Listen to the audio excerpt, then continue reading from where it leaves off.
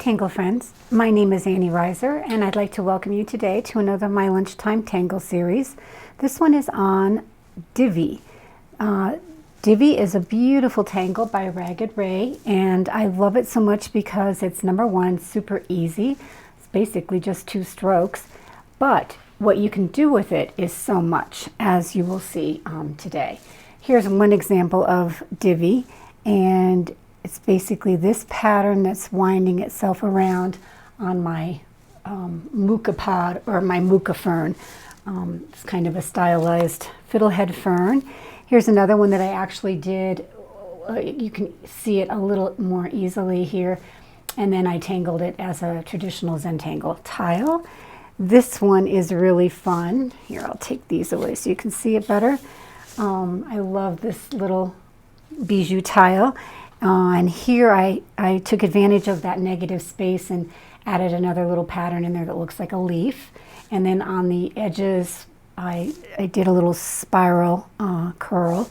And then on this one, I did something very similar, but then I filled in all of the negative space black for a very dramatic look. So these are some of the things that you can do with Divi. So my materials today are, I'm just using a 3.5 by 3.5 inch 140-pound hot press watercolor paper, an 01 micron pen from Sakura. I need my blending stump, my tortillion for blending my graphite, and then my graphite for shading. This is just a Zentangle pencil that I am put in a pencil extender so I can draw with it more easily.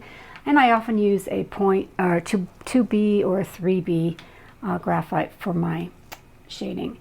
So I'm going to start with corner dots today.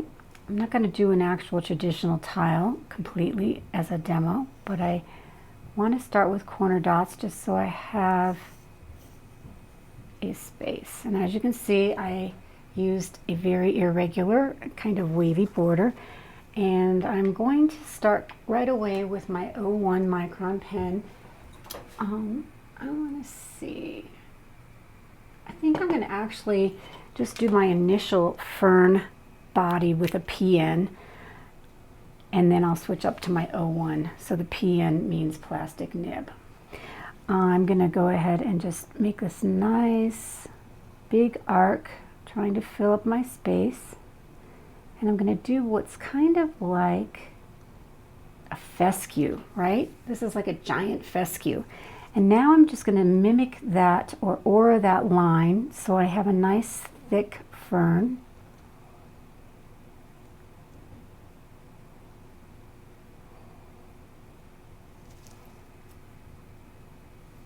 And then we're going to start with our pattern, which is Divi.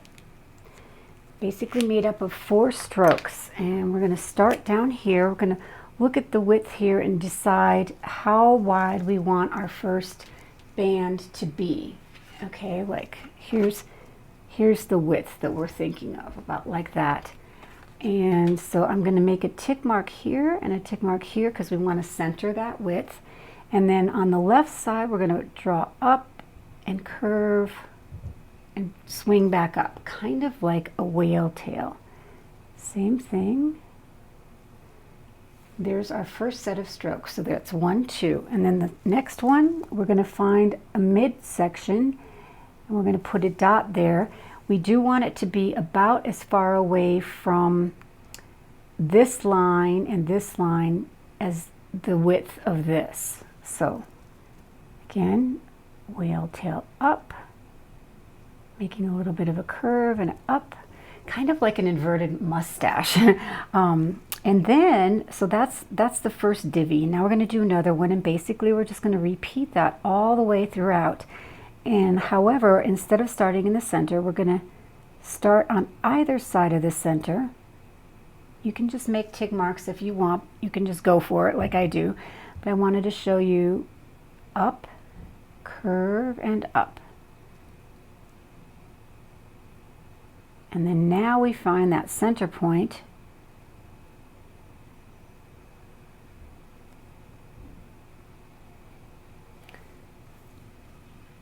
So now we have 2 sets. So basically it's 4 strokes. So let's do this again. 1, 2,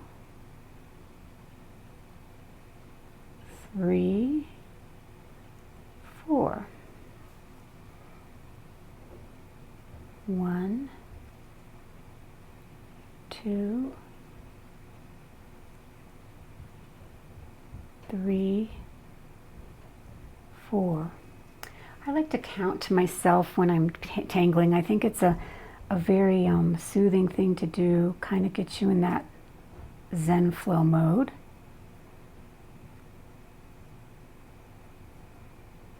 I'm going to be quiet and let you count on the next one.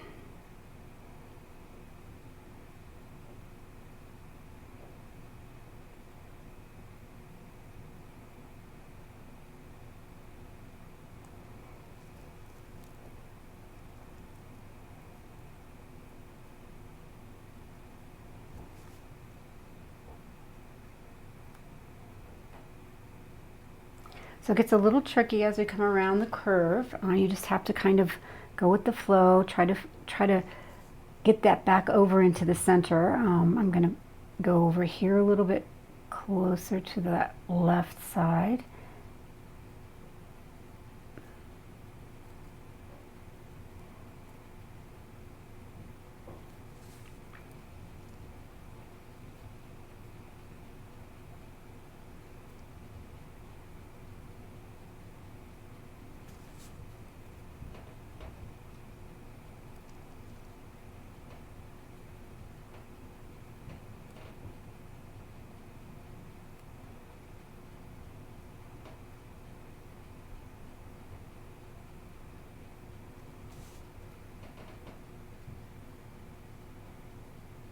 Sometimes you just have to fudge it.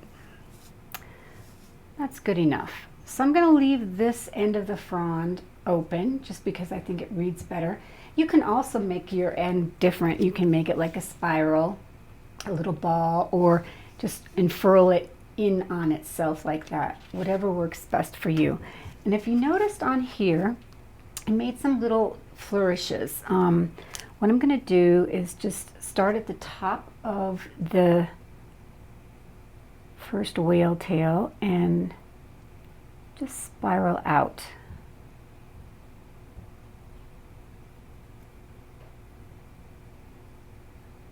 That's how I made those. I'm not going to do it on every one for my demo. You can do however many you want or none at all. It's just kind of a fun little swirl to mimic the swirl idea that we've got going on. Then I would, today I'm going to do another one. I'm going to go in the opposite direction because I just love overlap.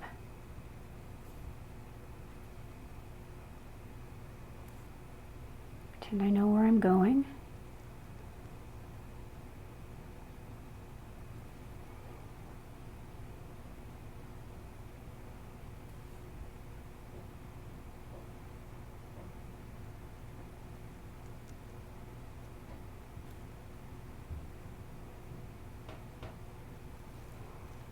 That one's kind of wonky, but it'll work fine. You'll get the idea. So here we go. So we want to find the center point and make our two ticks. Do our whale tail up to the left and to the right.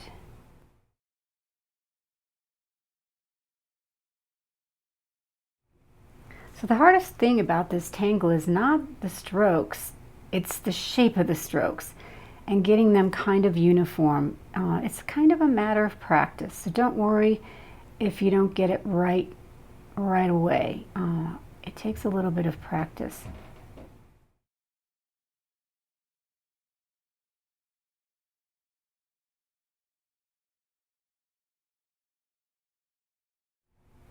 And you just have to kind of go with the shape that's given, but always have that kind of woven band.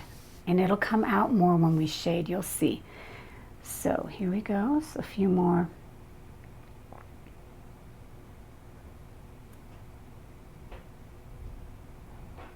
If you make your initial frond or your fescue in pencil, then you don't have this disturbing line. For me, it's a little bit disturbing, but I just chose to start right off with my pen, and I think that's enough for that. So there we have two, so I can show you how I would shade these. And as always, there's different ways to shade everything, right? So you can look at this as these are woven and are on top of that coil underneath. And that's what we're going to do. We're going to pretend that's what's happening. So that would require this to sit up off of here. And we're going to then put graphite on the underside of these initial strokes.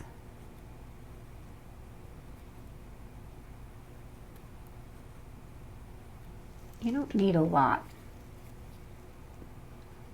Blend it out.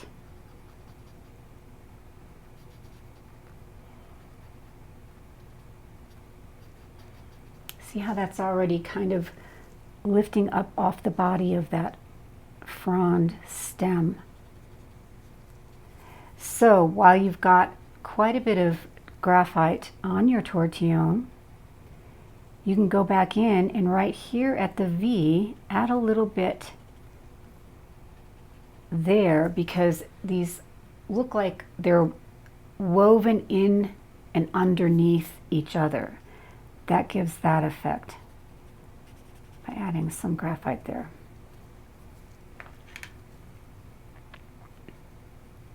So I'm just sticking with the bottom right now.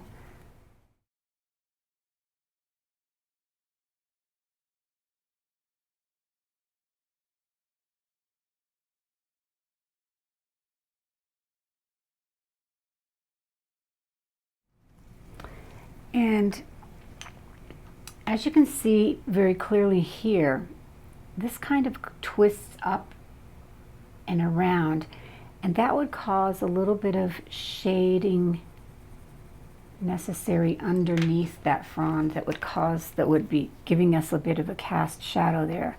So you see how that's already becoming more believable as a turned up little underside. I'm going to go ahead and show you how I would put the pattern on this, because I do that sometimes. So I just start right here,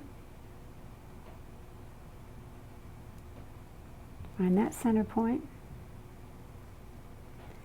and since this is a smaller space, you get a little bit smaller with your stroke width.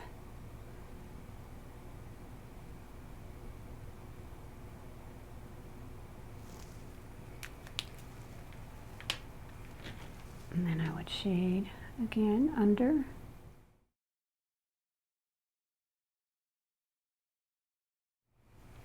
And then because we have some overlap going on here, just like with Halaba, this fern needs to show that it's reading on top of this one.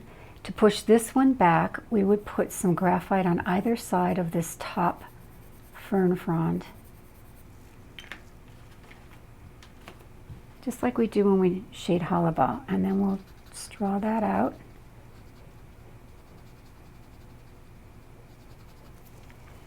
And then one more thing is to make this whole fern frond look very three-dimensional. I'm going to shade down one side to make it kind of look like a stem, how we would do in botanical illustration, and leave one side in the light. So this side is in shadow, and then this side is in the light. And you'll see that kind of pop here in a minute.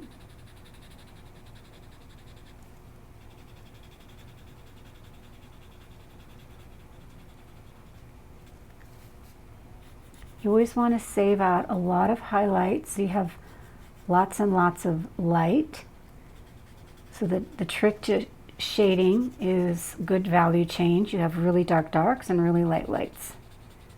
So you see how that whole side is light, and this one is kind of bent towards away from the light, basically. And then of course, to make your little spirals down here three-dimensional, you need to add some shading to that inner spiral. And then I always have my trusty kneaded eraser handy. If I find that something is a little bit too dark, I can always go and lift with that eraser and then blend back for a nice smooth transition. So I'm going to go ahead and continue shading this for you in kind of speedy motion, and I'll see you in a minute.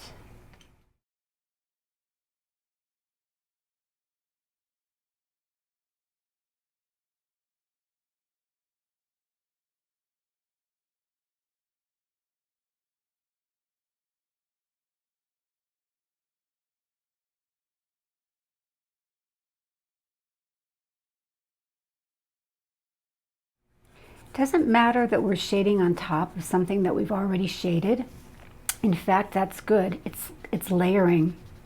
So those first initial shades under the line that we did will be just ever so slightly darker than if we hadn't put anything there at all. And it does help us still read that these laces are coming up and off of that form underneath. Okay, I think I'm going to go ahead and add a little bit.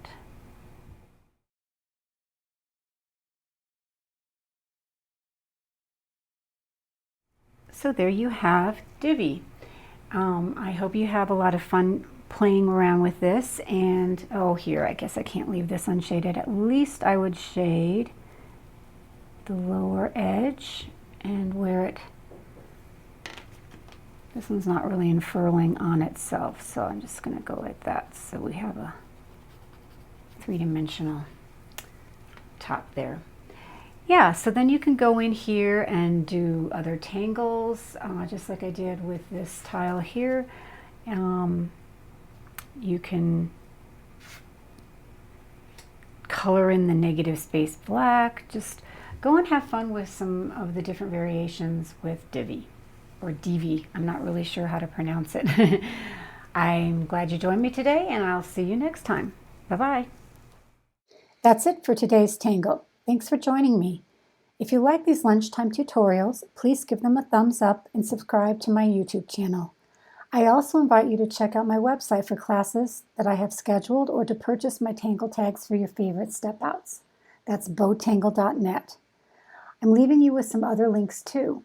Zentangle.com, where you can learn more about the Zentangle method from its founders, Rick Roberts and Maria Thomas.